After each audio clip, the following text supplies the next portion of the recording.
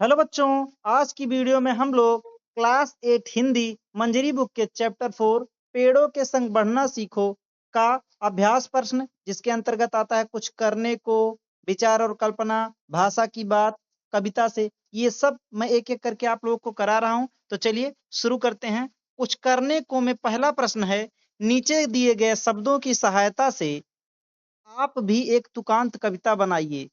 ये हमको कुछ शब्द दिए गए हैं, खोना, रोना, काट, बाट, हरा भरा। ठीक है, इससे हमें कविता बनाना है। तो इसके आंसर में आप लिखेंगे, मानो तू यदि नहीं चाहता अपना जीवन खोना, शुद्ध हवा, हरियाली, चिड़िया और खुशबू को रोना, तो सावधान हो जा अब भी पेड़ों को मत काट। आगे देखते हैं, जहरीली हवा स्वयं के बच्चों को मत बांट, जब तक तेरे उपवन में पेड़ रहेगा हरा, तब तक तेरा संसार तब तक रहेगा संसार तुम्हारा खुशियों से भरा। ठीक है, तो ये बहुत प्यारी कविता है प्यारे बच्चों। ठीक है, अच्छा, यहाँ पर नोट में दिया गया है, उपरोक्त कविता उदाहरण स्वरूप दी गई है। बच्चे अपनी रचनात्मकता का उपयोग करते हुए कविता स्वयं लिखने का प्रयास करें। तो आपको खुद से एक कविता लिखने का प्रयास करना है। ठीक है, विचार और कल्पना देखते हैं। इसके अंतर्गत पहला क्वेश्चन है, अगर पेड़ ना होंगे तो मनुष्य का जीवन कैसा हो जाएगा, इस संबंध में अपने विचार व्यक्त कीजिए। तो इसका आंसर लिखेंगे, पेड़ पौधे प्रकृति का अनुपम उपहार हैं। आज जंगलों को अंधाधुंध काटा जा रहा है, जिसके परिणाम स्वरूप मौसम में परिवर्तन, तापमान में वृद्धि, ओजोन परत में छेद आदि समस्याओं में वृद्धि हुई है। बढ़ती आबादी, शहरीकरण और औद्योगिकरण के कारण मानव जंगलों को लगातार काटता जा रहा है। ठीक है, यहाँ काटती जा रही है लिखा है, इसे क्योंकि मानव लिखा है तो आप लिखेंगे काटता जा रहा है। ठीक है, जिससे न केवल पर्यावरण असंतुलन की स्थिति उत्पन्न हो गई है, वरन अन्य जीवों का अस्तित्व भी खतरे में है। अन्य वन्य प्राणी तो लुप्त हो चुके हैं। वृक्ष पहाड़ियों की तरह सतह को बनाए रखने में एक महत्वपूर्ण भूमिका निभाते हैं तथा तेजी से बढ़ते बारिश के पानी में प्राकृतिक बाधाएं उत्पन्न करते हैं। परंतु वृक्षों के अभाव में नदी का जलस्तर बढ़ जाता है, जिससे बात जिससे बातें आती हैं। प्यारे बच्चों, यहाँ पर भी एक मिसप्रिंट है, जिससे बाढ़ें आती हैं। ठीक है, जब जलस्तर बढ़ता है तो बाढ़ आता है, बात नहीं आता। वही मैं सोच रहा हूँ कि कैसे मिसप्रिंट हो गया। आगे देखते हैं, हम जानते हैं कि बाढ़ के अपने दुष्प्रभाव हैं। ठीक है, वनों की कटाई के परिणाम बहुत गंभीर हैं। इसका सबसे बड़ा नुकसान वायु प्रदूषण के रूप में देखने को मिलता है। जहाँ पेड़ों की कमी होती है, वहाँ हवा प्रदूषित हो जाती है और सांस से संबंधित अनेक प्रकार की बीमारियां हो जाती हैं। ठीक है, आगे इसी में, क्योंकि ये विचार और कल्पना का प्रश्न है तो इसको डिटेल में लिखा जाता है। इसमें और लिखेंगे आप लोग, वनों के विनाश के कारण वन्य जीवों का अस्तित्व भी संकट में है। ग्लोबल वार्मिंग का खतरा अलग बढ़ रहा है। जंगलों के कटने से भूमि क्षरण के कारण रेगिस्तान बड़े पैमाने पर फैल रहा है।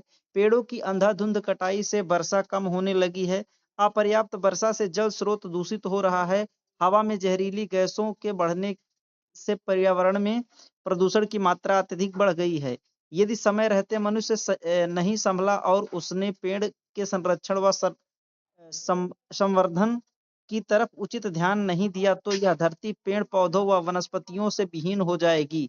मनुष्य सांस सांस को तरसेगा, यानी एक सांस को तरसेगा। सूखा, अकाल या बाढ़ की भयावह स्थिति उत्पन्न हो जाएगी। वन्य जीव जंतु मनुष्यों के निवास पर धावा बोलेंगे और या तो मारे जाएंगे या मनुष्यों को मारेंगे। ठीक है, कितनी बात लिखी गई है, या तो खुद मर जाएंगे या तो मनुष्यों को मारेंगे। जाहिर सी बात, जब उनके लिए रहने की जगह नहीं रह जाएगा। कुल मिलाकर पेड़ों के बिना मनुष्य जीवन की कल्पना नहीं की जा सकती। मनुष्य बिना वृक्षों के नहीं जी सकता। वृक्ष नहीं रहे तो सबसे पहले मानव का अस्तित्व पृथ्वी से समाप्त होगा। ठीक है, अब इसके अंतर्गत विचार और कल्पना में एक और प्रश्न है, यदि पेड़ पौधे बोलने लगे तो वे अपनी कौन कौन सी समस्या बताएंगे। तो इसके आंसर में रहेगा, यदि पेड़ पौधे बोलने लगे तो वे अपनी बहुत सी समस्या हम मनुष्यों को बांटेंगे। जैसे कि हम मनुष्य उनका ख्याल नहीं रखते, उनकी शाखाओं को काटने पर उन्हें भी दर्द होता है। वे हमें फल फूल लकड़ी जैसी अनेक वस्तुएं उपहार में देते हैं, परंतु हम इनके बदले उन्हें तकलीफ पहुंचाते हैं। अब ये जो मेन यहाँ से शुरू हो रहा है कविता से, इसे तो आपको अपने कॉपी में भी लिखना रहता है, तो इसे आप ध्यान से देखेंगे और लिखेंगे, ठीक है। बहुत दिनों से सोच रहा था थोड़ी सी धरती पाऊं से कवि का क्या आशय है। तो इसमें लिखेंगे बहुत दिनों से सोच रहा था थोड़ी सी धरती पाऊं से कवि का आशय यह है कि वह काफी समय से इस प्रयास में लगे हुए हैं कि बाग बगीचा लगाने के लिए थोड़ी सी जमीन कहीं खरीदें, ठीक है। इसमें सेकंड क्वेश्चन है, कविता में कवि की क्या चिंता है, ठीक है, यानी कवि को क्या चिंता है, तो लिखेंगे कविता में कवि की चिंता यह है कि मनुष्य यदि इसी तरह पेड़ पौधे काटते जाएंगे तो पशु पक्षियों को आश्रय छिन जाएगा और मनुष्य उन्हें देखने देखने के लिए तरस जाएगा, ठीक है, पेड़ पौधों को। साथ ही हवा जहरीली हो जाएगी और धरती पर जीवन का अस्तित्व समाप्त हो जाएगा, ठीक है। थर्ड क्वेश्चन देखते हैं, कवि क्या विनती कर रहा है। ये थर्ड क्वेश्चन है, तो इसके आंसर में लिखेंगे कवि सभी लोगों से विनती कर रहा है कि वे पेड़ों को ना काटें। साथ ही कवि यह भी विनती कर रहा है कि लोग अधिक से अधिक पेड़ लगाएं और धरती को हरा भरा रखें, ठीक है। फोर्थ क्वेश्चन देखते हैं। फोर्थ क्वेश्चन है, बच्चे और पेड़ संसार को हरा भरा किस प्रकार रखते हैं। तो इसमें लिखेंगे बच्चों से ही दुनिया में खुशहाली है। जिन घरों में बच्चे नहीं होते वहां सन्नाटा और मातम सा माहौल होता है। उसी प्रकार पेड़ संसार संसार को हरियाली प्रदान करते हैं। पेड़ों के बिना यह धरती प्राणहीन और बंजर हो जाएगी। बच्चों की हंसी शरारतें और पेड़ों की हरियाली तथा शुद्ध हवा ही इस संसार को हरा भरा रखते हैं, ठीक है। अब भाषा की बात में पहला क्वेश्चन है, क्रिया के जिस रूप से ज्ञात होता है कि कर्ता स्वयं कार्य ना करके किसी दूसरे को कार्य करने के लिए प्रेरित कर रहा है, उसे प्रेरणात्मक क्रिया कहते हैं, जैसे पढ़ना पढ़वाना, ठीक है। तो इसमें दिया गया है निम्नलिखित क्रियों शब्दों में प्रेरणार्थक क्रिया बनाइए, ठीक है। जैसे खेलना, तो इसका हो जाएगा खिलवाना। घूमना, घुमवाना। बनाना, बनवाना।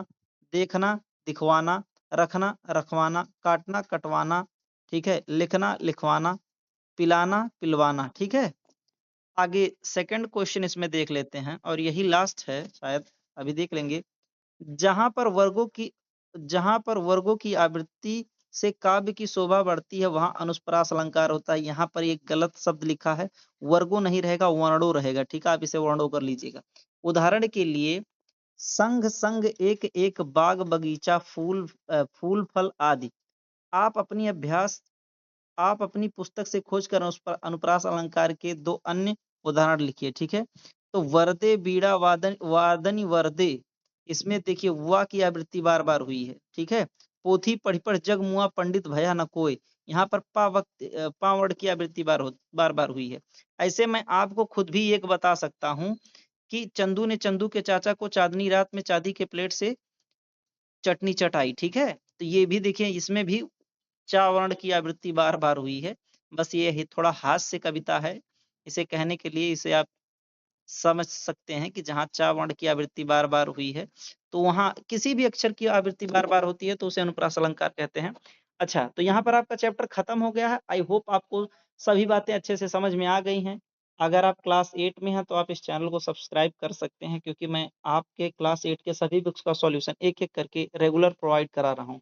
तो आप लोग मेक श्योर करिए कि आपने इस चैनल को सब्सक्राइब किया है और तब तक मन लगा के पढ़ते रहिए। मिलते हैं अगली क्लास में।